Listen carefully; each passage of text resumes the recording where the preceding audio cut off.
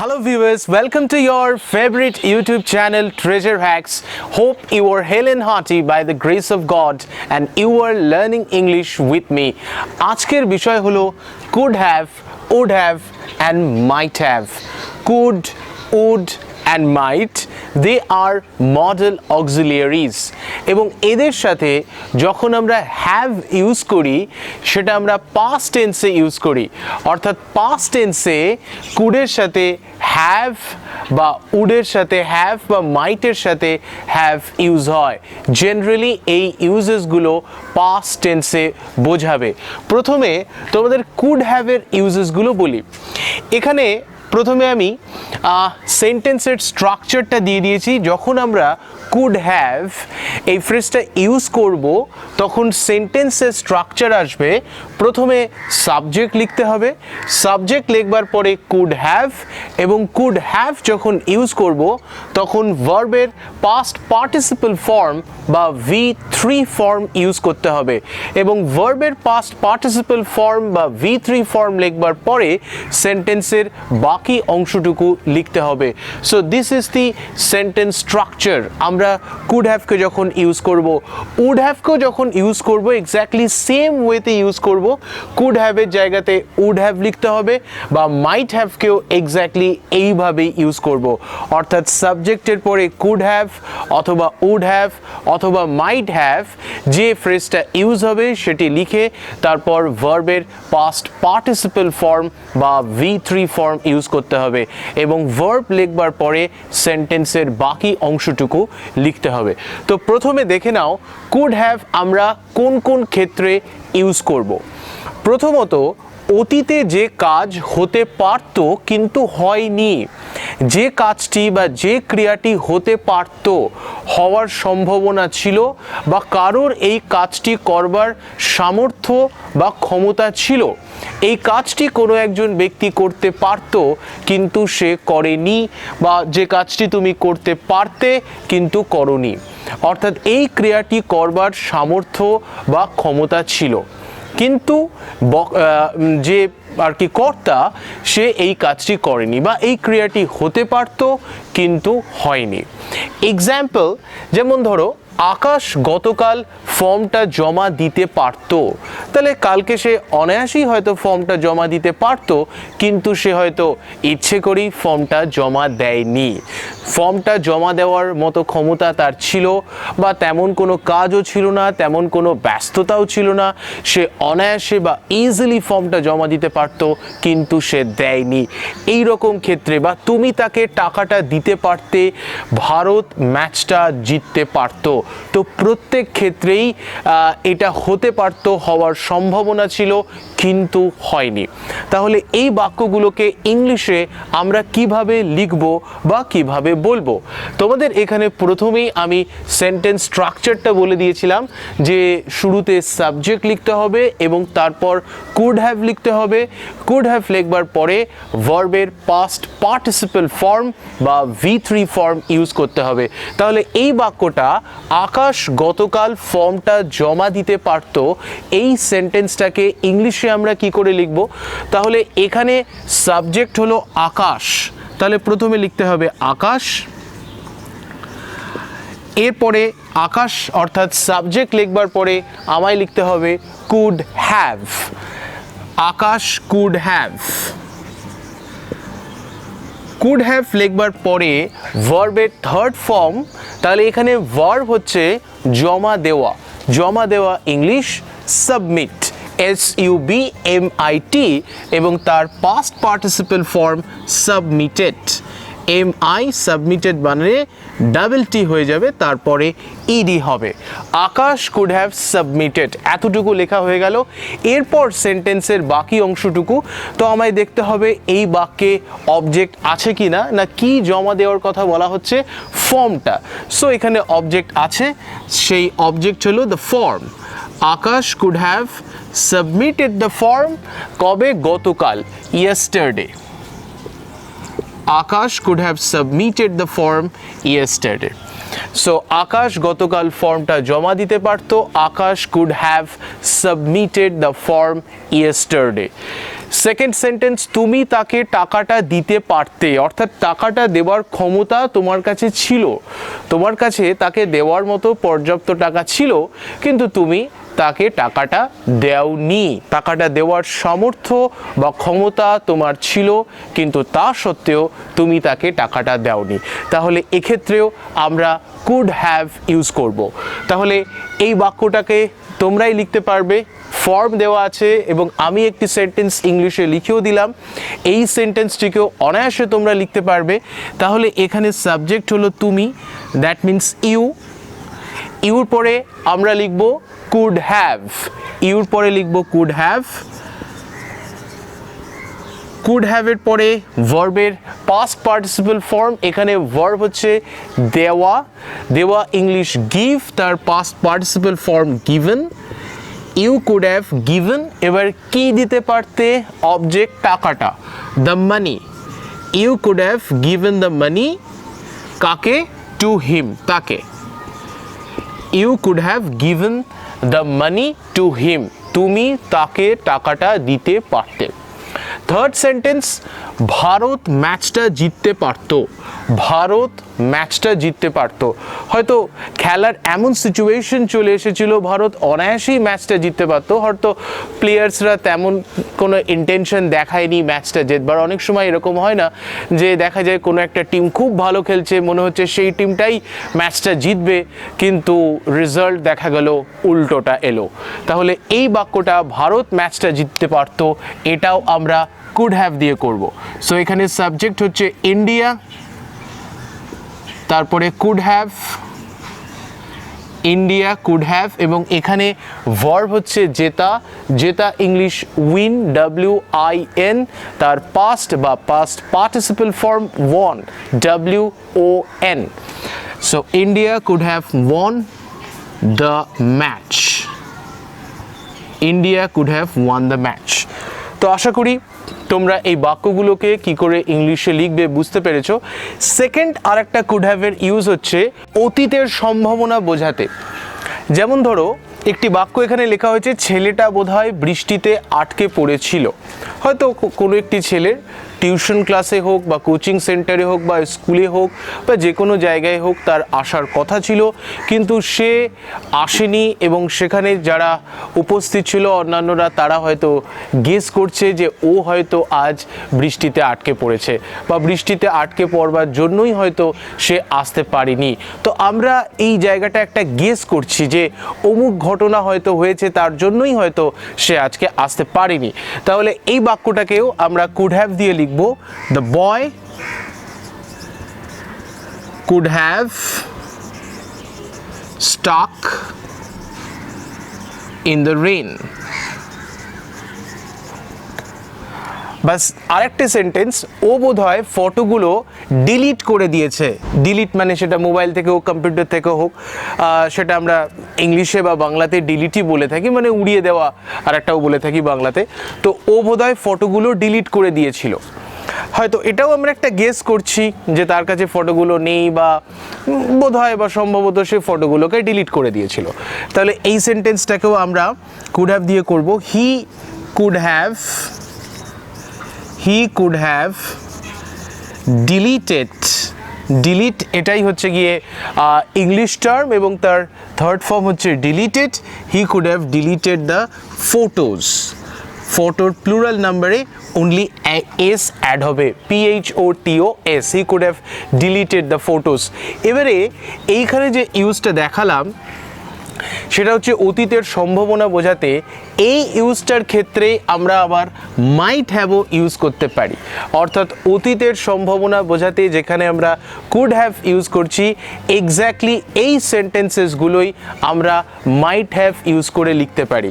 তাহলে he could have deleted the photos, এটাকে আমরা আবার লিখতে পারি he might have, he might have deleted the photos। but the boy might have stuck in the rain. তাহলে যেখানে আমরা অতীতের সম্ভাবনা বোঝাচ্ছি, অর্থাৎ অতীতকালে হয়তো এই ঘটনাটা ঘটেছিল, that we are not sure about, যে বিষয়ে আমরা নিশ্চিত নই, we are making guess of it, আমরা সেই বিষয়টা নিয়ে গেস করছি যে হয়তো এইরকম হয়েছিল বা এইরকম হতে পারতো, সেক্ষেত্রে আমরা কুড হ্যাভও ইউজ করতে পারি বা মাইট হ্যাভও ইউজ করতে পারি। এবং তোমরা জানো might is actually the past form of may, might হচ্ছে মেয়ের পাস্ট ফর্ম। তাহলে বুঝতে পারলে যে মাইট হ্যাভকেও আমরা এভাবে ইউজ করতে পারি, এবং মাইট হ্যাভকে শুধুমাত্র এই ক্ষেত্রেই আমরা ইউজ করব যেখানে অতীতের ক্রিয়া সম্পর্কে আমরা কোনো একটা গেস করছি। যেমন আরেকটি সেন্টেন্স দেখাই যে ও হয়তো রাজুকে কথাটা জানিয়েছিল, ও হয়তো রাজুকে কথাটা জানিয়েছিল। দেখো এখানে যে ক্রিয়াটা হচ্ছে জানানো, সেটা হয়ে গেছে অতীতে, এবং আমরা কি বলছি, ও হয়তো রাজুকে কথাটা জানিয়েছিল। এখানে আমরা একটা গেস করছি, ও জানিয়েও থাকতে পারে বা নাও জানিয়ে থাকতে পারে, কিন্তু আমাদের মনে হচ্ছে যে ও হয়তো কথাটা রাজুকে জানিয়েছিল। তো এখানেও আমরা পাস্ট অ্যাকশন সম্পর্কে একটা গেস করছি। তো যেখানে আমরা পাস্ট অ্যাকশন সম্পর্কে একটা গেস করছি, সেখানে আমরা কুড হ্যাভও ইউজ করতে পারবো, আবার মাইট হ্যাভও ইউজ করতে পারবো। এবং মাইট হ্যাভকে শুধুমাত্র এই ক্ষেত্রেই ইউজ করব যেখানে আমরা পাস্ট অ্যাকশন সম্পর্কে কোনো গেস করছি। তো এই সেন্টেন্সটা, ও হয়তো রাজুকে কথাটা জানিয়েছিল, হি মাইট হ্যাভ ইনফর্ম, জানানো ইংরেজি ইনফর্ম, তার পাস্ট টেন্সে ইডি অ্যাড হবে, he might have inform the matter to Raju. বা এটা আমরা এভাবেও লিখতে পারি, he could have inform the matter to Raju. So past action সম্পর্কে যখন আমরা গেস করছি, তখন আমরা কুড হ্যাভও ইউজ করতে পারি বা মাইট হ্যাভও ইউজ করতে পারি, এবং মাইট হ্যাভকে শুধুমাত্র এই ক্ষেত্রেই ইউজ করব। এরপরে কুড নট হ্যাভের একটা ইউজ তোমাদের দেখাই, যখন এটাকে আমরা নেগেটিভ সেন্সে ইউজ করব। কুড হ্যাভকে যখন আমরা নেগেটিভ সেন্সে ইউজ করব, তো কুড হ্যাভকে নেগেটিভ সেন্সে কখন ইউজ করব, যেটা তুমি অতীতে কোনোদিনও করতে পারতে না, বা কোনোদিনও যে কাজটা ঘটবার সম্ভাবনা ছিল না, যেটা হতে পারতো না। যেমন ধরো এই পরীক্ষায়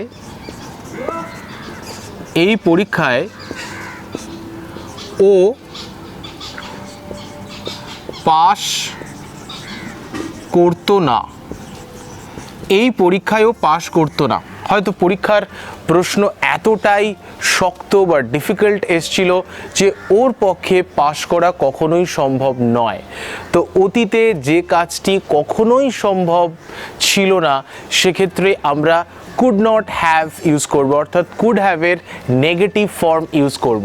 তাহলে এই সেন্টেন্সটিকে আমরা লিখব, হি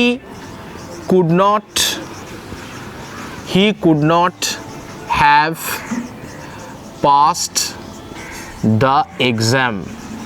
He could not have passed the exam, অর্থাৎ কুডের পরে নট লিখব, এবং তারপরে যেরকমভাবে বলেছিলাম হ্যাভ লিখে V3, এবং তারপরে সেন্টেন্সের বাকি অংশটুকু।